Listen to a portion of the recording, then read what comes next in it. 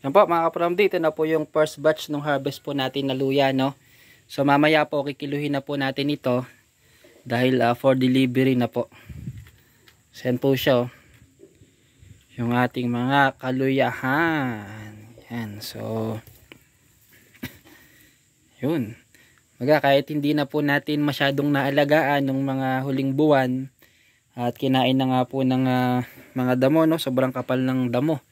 Pero naglaman pa rin po siya dahil nung mga unang buwan naman po naasikaso po natin at sagana din po yan sa iba't ibang mga organikong pataba.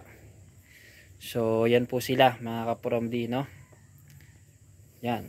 So ito po yung yung variety na nabebenta po sa palengke. So malalaking klase po ito ng luya. So yan. Pagka may tinanim, pag may tinanim, merong salabat. So yung mga po dito, mga reject, gagawin po natin yung salabat para sabi daw nakakaganda daw ng boses yung salabat, pero sa tagal na po natin ginagawa, mukhang matindi yung pagkapasma ng boses natin, kaya hindi po hindi yata gumaganda. Ayan, so ayan po mga kapromdi, pinilex lang po natin, no? At yan, medyo madami na po yan.